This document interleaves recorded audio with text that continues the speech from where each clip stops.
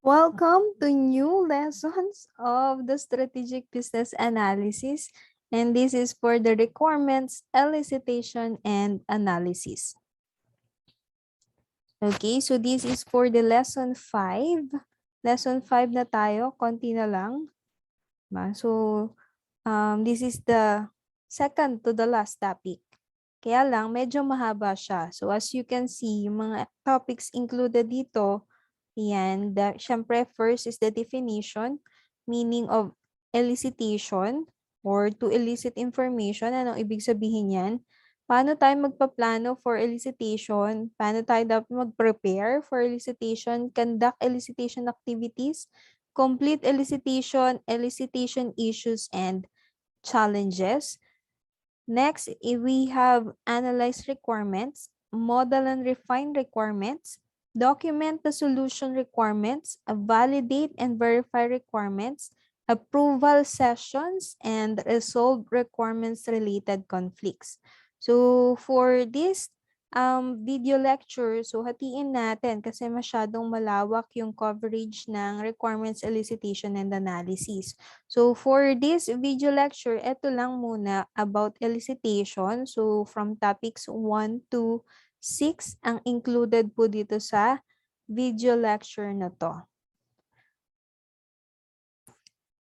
And here are the objectives of the lesson. First, understand the importance of eliciting information, demonstrate elicitation process, classify document outputs from elicitation activities, identify elicitation issues and challenges, and lastly, understand the requirements of analysis. So the purpose of this lesson is that the requirements, elicitation, and analysis is the iterative work to plan, prepare, and conduct the elicitation of information from stakeholders. So meaning, hindi lang to one-time work of a business analyst. This elicitation process is actually laging gagawin or dapat laging ginagawa ng business analyst from the time na nag-start or from the needs assessment pa lang, diba? Dapat ginagawa na yung elicitation.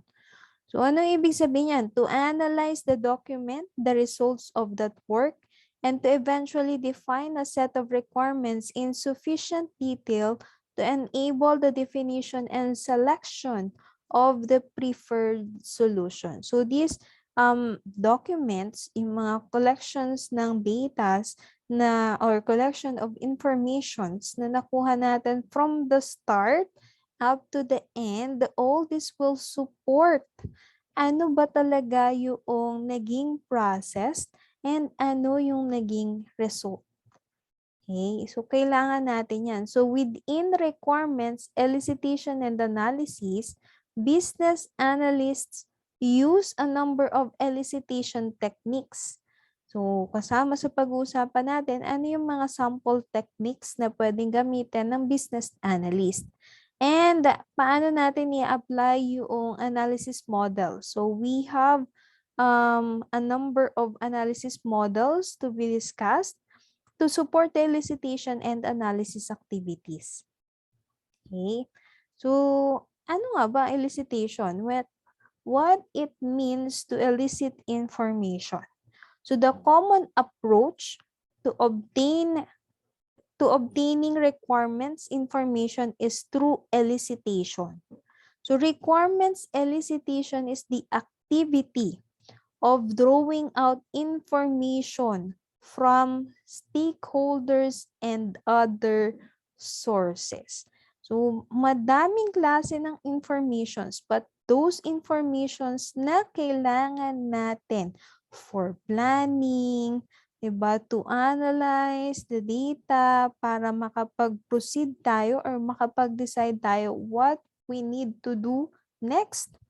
So, those informations are kailangan natin. So, in business analysis, it involves eliciting information about the causes of the business problems or yung reasons na dapat nating i-address kung may current opportunity. as well as the information that will eventually be used to derive a sufficient level of requirements to enable solution development and implementation. So, ganun ka-importante ang elicitation. What more about elicitation? So, elicitation is more than requirements, more than collecting or gathering requirements. Yung terminology natin about collecting or gathering requirements implies that stakeholders already have requirements to be collected or gathered. So requirements are not ready and waiting in the stakeholders' minds or in documents within the business community. No, hindi siya ganun. So while stakeholders may not have actual requirements, they do often have wants and needs. However, they may not be able to express them clearly. They may know what is a problem or there is a problem, alam na nila na meron, but may not know exactly ano nga ba talaga yung problem, diba? That's why we have various techniques din para malaman natin yung problems, diba? Yun yung napag-usapan na natin in previous lesson. Part of the business analyst job is to help the stakeholder define the problem or opportunity and determine what should be done to address it. So through the elicitation process, yun yung makakatulong sa atin to answer those questions. Okay, so gaano ka-importante ang eliciting information? So we have the following. It supports executive decision making. It apply influence successfully. It assists in negotiation or mediation. It also resolve conflicts and it define the problems. So, yung pag meron tayong problems, issues, tapos hindi tayo nakapag-elicit ng information, it can result in erroneous conclusions and an increased number of assumptions. Yung too much information din, pwede ring magkaroon ng result ng confusion. So, lalong hindi tayo makapag-move forward. That's why the art of elicitation is to obtain enough information. Take note, we have to obtain enough information to be able to validate requirements through a process of learning in order to confirm that the project team is delivering the right solution. Okay? So, paano natin yan gagawin ang elicitation? The plan for elicitation. Some planning for elicitation occurred during the construction of the business analysis plan. Okay, so doon pa lang sa pag-construct natin ng business analysis plan, kailangan na nating magkaroon ng elicitation. So because planning is iterative, other planning is performed closer to when the activities are ready to begin. So prior to elicitation, the business analyst begins to focus on more specific details such as how to conduct elicitation, which stakeholders to involve, and which order to schedule elicitation sessions. So a well thought out approach to elicitation provides the following benefits. So first is clear idea of the necessary information to define a problem, affect an improvement, or produce a solution. Fewer unnecessary elicitation activities, more valuable results from each elicitation session, more efficient and predictable use of stakeholder time to elicit the information, and better overall focus on the entire elicitation process. So those are the benefits. Kaya kailangan natin kinakandak ang elicitation. Diba? Sabi natin from the previous lesson, this should be included on the plan, on the timeline of the stakeholders, yung elicitation process. To develop the elicitation plan, okay, an elicitation plan is a device used by business analysts to help formulate ideas about how to construct an elicitation activities. Okay, so ang plan, ang isang plano, pwedeng hindi siya hindi siya formal document. Diba? Pwedeng notes lang natin. Pwedeng ganun lang siya. Hindi naman siya totally magte-take ng a lot of time para sa business analyst na gawin. It can be documented or can be the thought process used to prepare for the forthcoming elicitation effort. So the work needed to create the elicitation plan involves thinking through how to best coordinate and conduct elicitation across a project.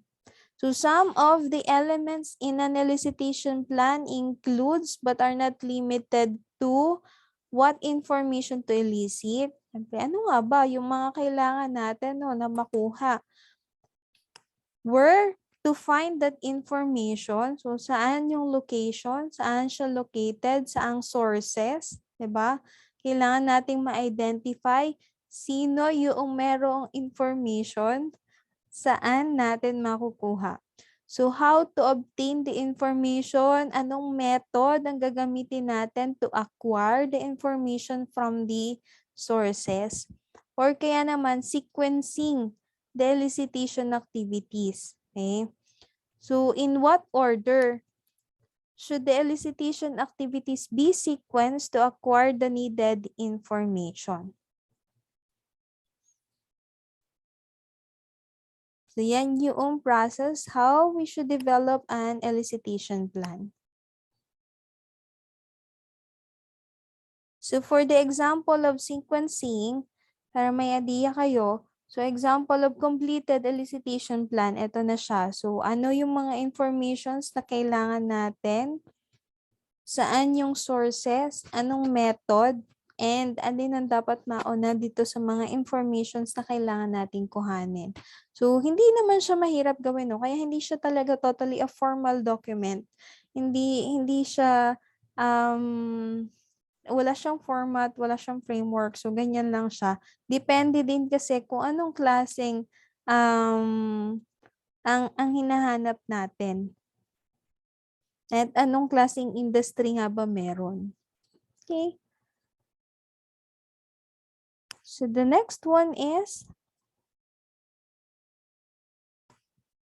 prepare for elicitation. So paano tayo dapat mag-prepare for elicitation? Elicitation preparation may be formal or informal. Elicitation preparation is the planning performed to conduct an effective elicitation session.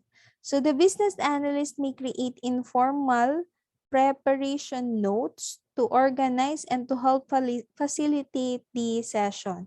So preparation notes can be used to measure the progress achieved in a session against what was planned to be achieved and can be used to adjust expectations for future sessions. So first, kailangan natin i-determine ano yung objectives. To ensure elicitation activities are effectively performed, diba? Identify muna natin para saan, ano ang reasons why we need to elicit this activity and bakit kailangan siyang i-undertake. Okay. Determine the participants. So, sino yung mga stakeholders according to the stakeholders analysis na nagawa natin previously? paano mo i-divide kung sobrang dami yung na-identify mo na stakeholders, 'di ba? We can classify it, identify it by groups or classes. So, yan. So, kailangan ma-identify mo sino yung mga participants. Saan included the groups? Ang first participants mo, sino yung sa next group. So, business analyst schedules the appropriate amount of time for each stakeholder group. It may be appropriate to schedule less time with executives than with end users.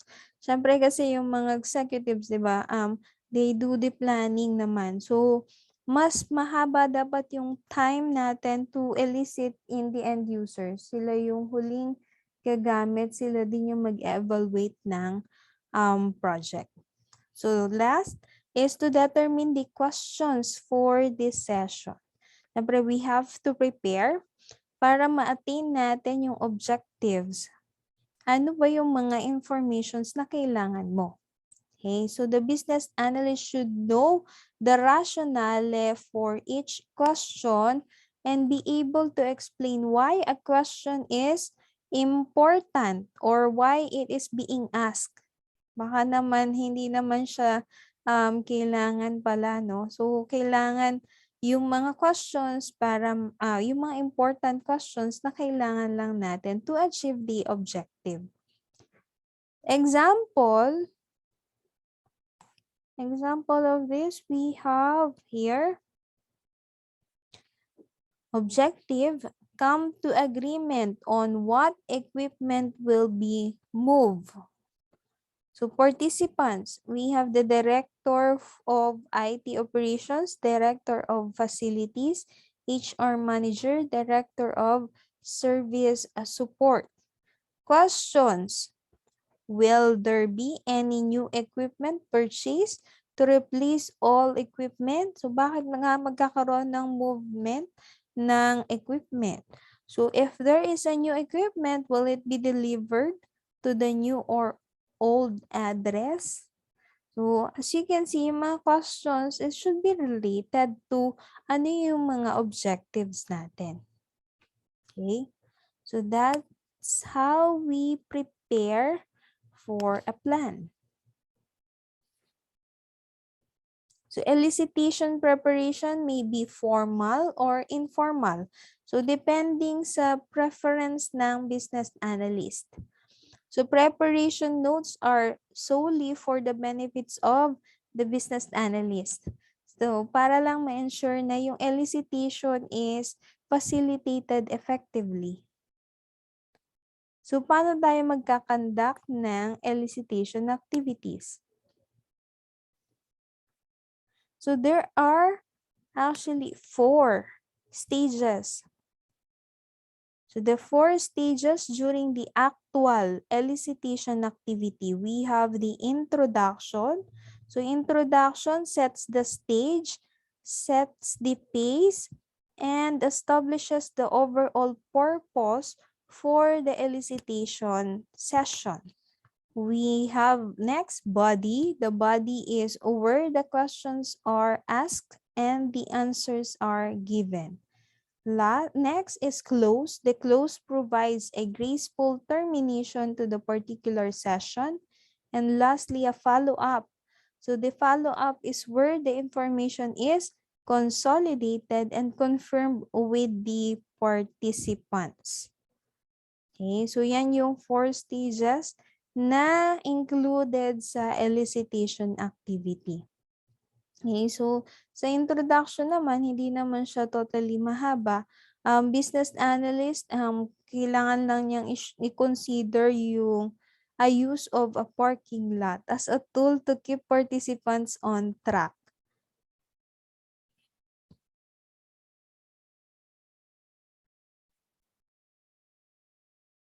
So for the body, since this is the giving of questions and answers sa mga questions, then we have the different types of questions to be asked during the elicitation. So pwede siyang open-ended questions, close-ended questions. We also have the contextual questions or context-free questions.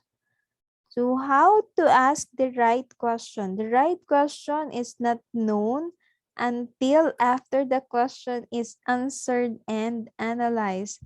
So there is no one right question that will provide the exact information that will generate the correct solution. So maraming cases, ang information, nagli-lead siya to the perfect solution arrives in pieces, no?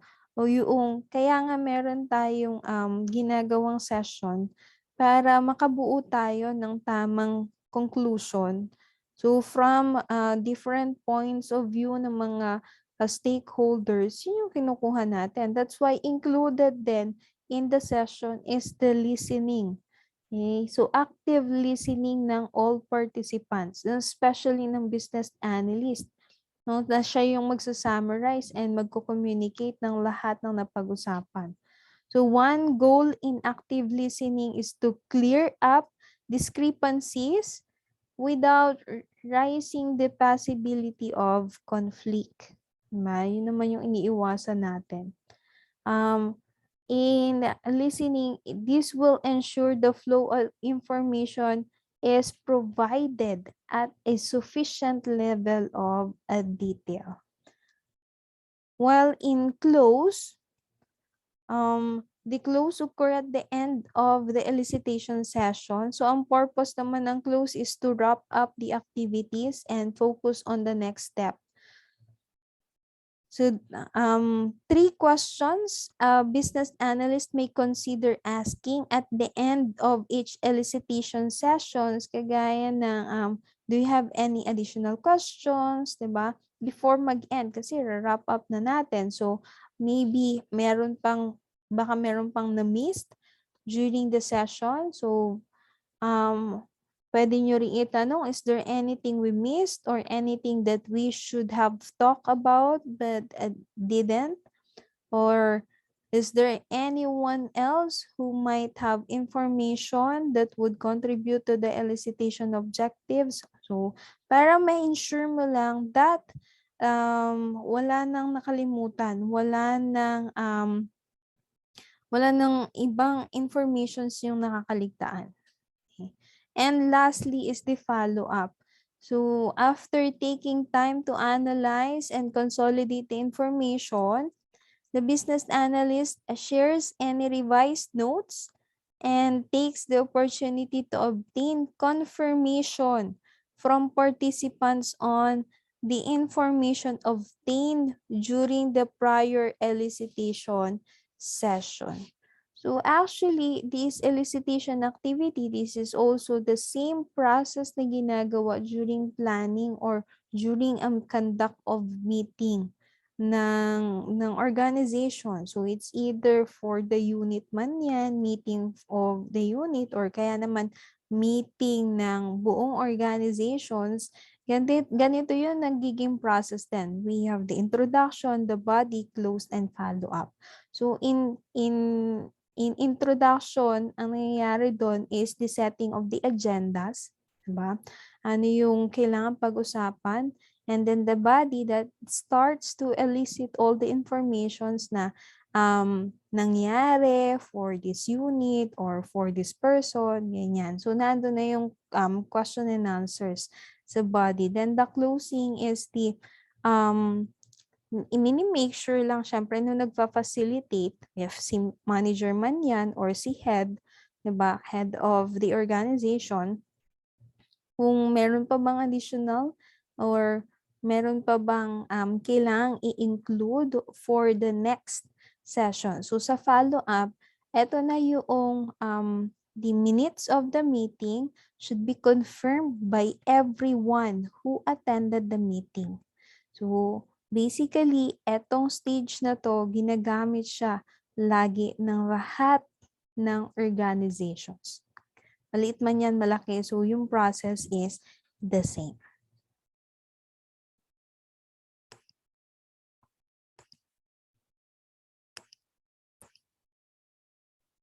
Okay, so sa elicitation technique, so some common techniques used for elicitation are as follows. So brainstorming. So sa brainstorming technique, Syempre, yung creativity ng groups, dito lumalabas, 'di ba? So, hinihingan natin ng ideas, yung lahat ng included sa group. This can be recorded individually, no? Para sa mas magandang output na consolidated as a group. We also have the document analysis. So this is used to analyze existing documentations and identify information relevant to the requirements. So business analysts can start their analysis work with this technique para magkaroon ng more understanding si business analyst dun sa environment or dun sa situation na magiging engaging directly with the stakeholders. Okay, so next one, we have the facilitated workshop. So workshop, pwede rin ditong pumapasok yung next sa focus group discussion, di ba? So yung meron tayong different stakeholders from the different units. So workshops are considered a primary technique for quickly identifying cross-functional requirements and reconciling stakeholder differences. Diba? Pero kasing since connected naman lahat ng ginagawa, no, within the organizations. Example, sa finance, to the operation unit. So connected naman sila, no? Kailangan magkaroon ng communications in all the units included in the organizations para merong communications, 'di ba? So pag minsan yun kasi ang kulang yung nagkakaroon ng rivalry. Nasa isang organization kayo pero may rivalry between the units. So yun yung hindi tapat na nagkakaroon or nag-exist, no, sa organization.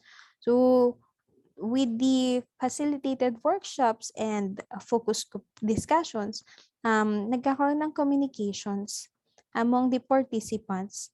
So from different units, mas maganda para mas malawak yung nagiging coverage ng discussion.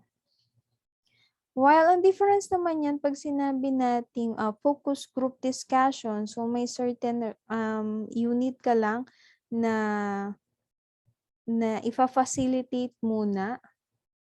Kunwari ay from finance lang muna, 'di ba?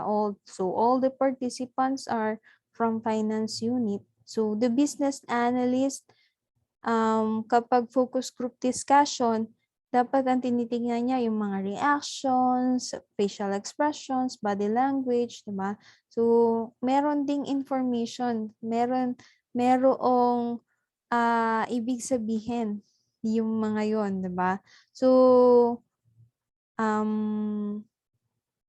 the facilitator, or kung si business analyst man si facilitator, plays an important role to engage the entire group and to ensure no one participant is demonstrating signs of being influenced by group pressure.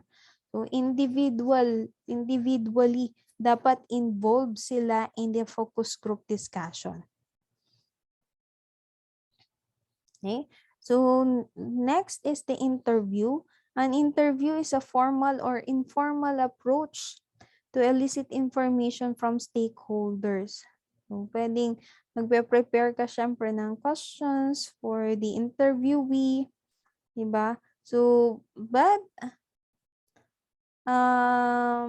may involve multiple interviewers and multiple interviewees.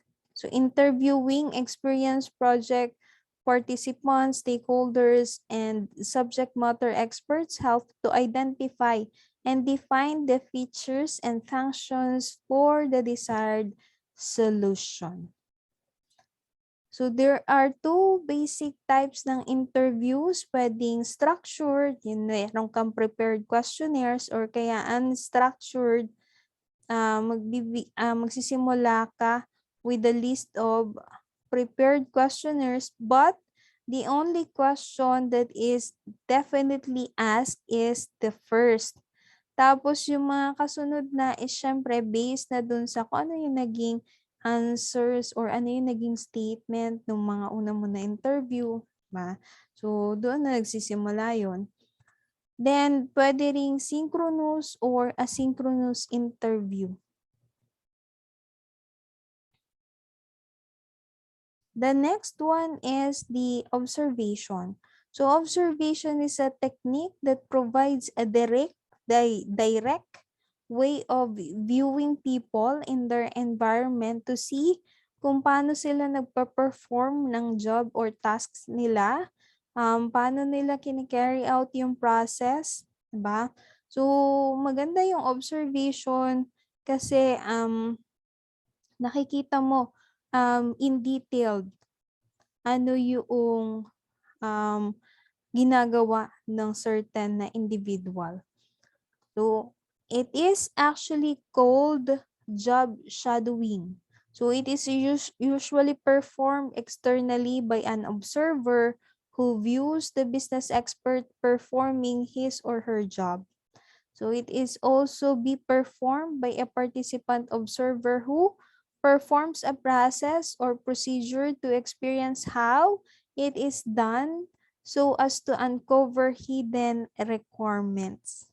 So, ginagawa din ng observer kung ano yung nakita niyang ginagawa ng particular person na inoobserbahan niya. So, mas maganda naman nga yun kasi yung transfer ng result, mas mataas yung unbiased, diba? Sa results natin when we do observations. So, unbiased siya, objective, real information yung makukuha mo, yung madodocument mo sa elicitation process. Yeah. We also have,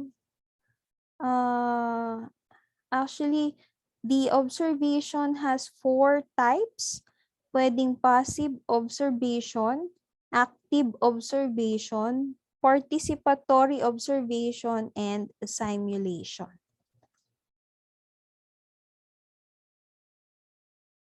Next one is prototyping. So prototyping is a method of obtaining early feedback or requirements by providing a working model or the expected product before building it. Nagkakaroon na tayo ng model. Bago pa natin gawin, meron na siyang prototype. So prototype support the concept of progressive elaboration in iterative cycles of mock-up creation. So user experimentations, feedback generation, and prototype revision.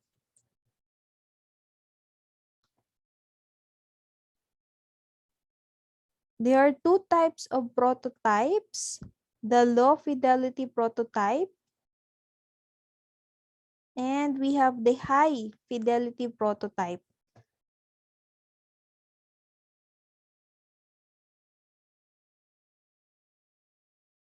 Ang techniques natin, we also have techniques for the prototyping. Pwedeng storyboarding and wireframes. So those things na binanggit ko, pwede nyo pong mabasa in the module, no? Kung anong mga highlights ng different prototypes na yan.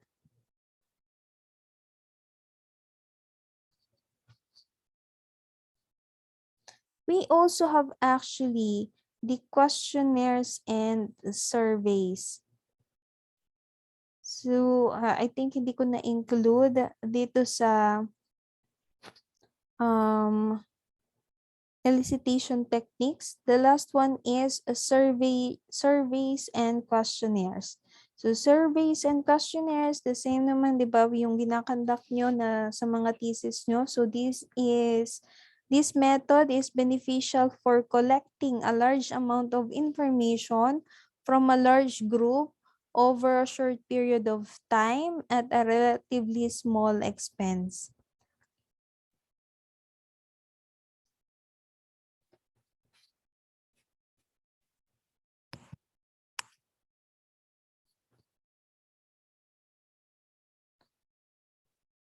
So, complete elicitation.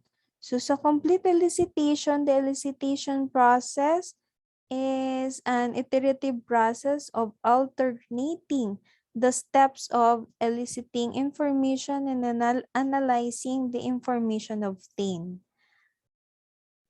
So it can be considered a progressive elaboration of information.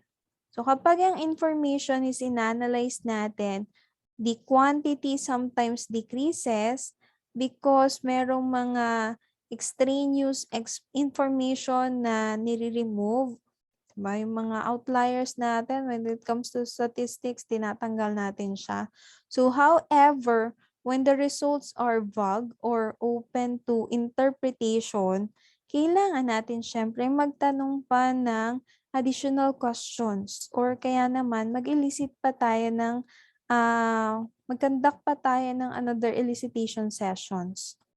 Kasi hindi pa siya malinaw meron pang blurry part. So a typical business analysis quandary is determining when the elicitation stops and the analysis starts and for how long the work continues. So an analysis generates additional questions to clarify ambiguities, solidify vagueness, and add in more information about a particular topic, etc. So this results in another round of elicitation activity. So makukuha natin yan when we do another sessions of elicitation.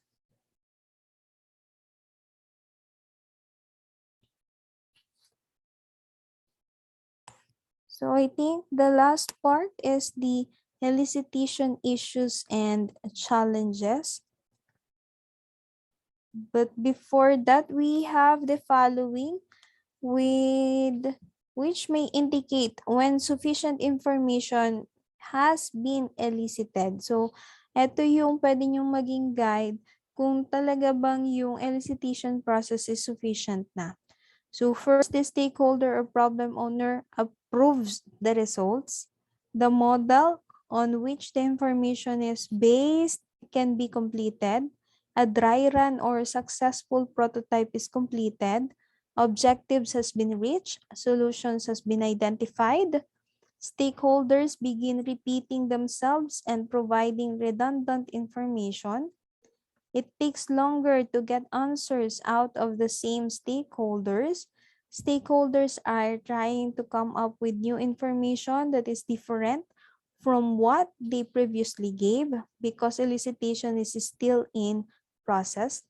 And lastly, all information pertaining to high priority requirements has been confirmed by at least two independent sources.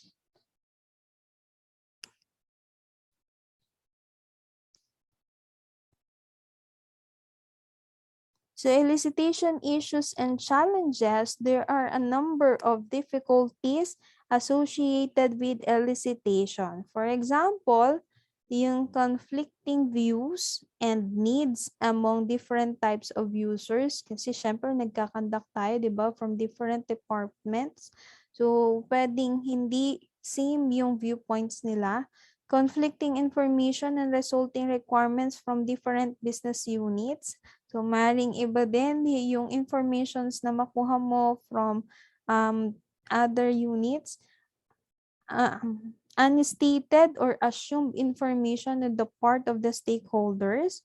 Stakeholders who are resistant to change and may fail to cooperate and possibly sabotage the work. But actually, during the business analysis, stakeholders analysis, di ba? Ginagawa nyo na to ng paraan if there are stakeholders na hindi pa 100% convinced, di ba? So, dapat na meron tayong gawin to convince them kasi sila yung affected ng process. So, inability to schedule time for interviewing or elicitation sessions because stakeholders cannot take time away from their work.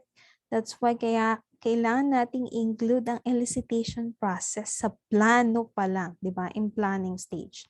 Inability of stakeholders to express what they do or what they could like to do, and inability of stakeholders to refrain from focusing on a solution.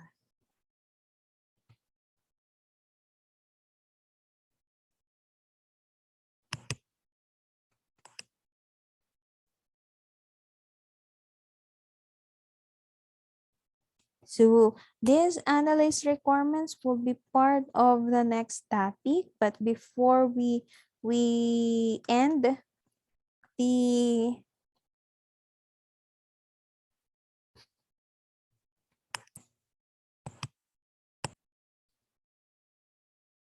So before natin i-end tong video recording, actually, there are few suggestions para maiwasan natin yung mga challenges na nabanggit natin kanina. So, ang business analyst, so balikan lang natin, no? So, ang business analyst cannot gain access to the right stakeholders. So, yan yung pwede natin nabalikan during the elicitation. So, stakeholders do not know what they want. So, medyo frustrating yon if hindi nila alam kung ano yung gusto nila. Stakeholders are having difficulty defining their requirement. So, to address this, business analysts should ask the business stakeholders for help in understanding the problem domain. The stakeholders are not providing sufficient detail to develop the solution. So, ang business analyst, pwede siyang mag-elicit, try to elicit requirements through visual modeling techniques para maging engaging sa stakeholders in modeling. Okay? Para mas maintindihan niya no, kung ano yung kailangan ma-develop na solution. So, yan. So, I think that ends this video lecture. So, magpo-post po ako ng activity sa ating Google Classroom with regards to this elicitation and analysis. So, see you next time for the next lesson na kailangan nating i-discuss with regards to elicitation requirements, requirements elicitation and analysis. Bye, everyone.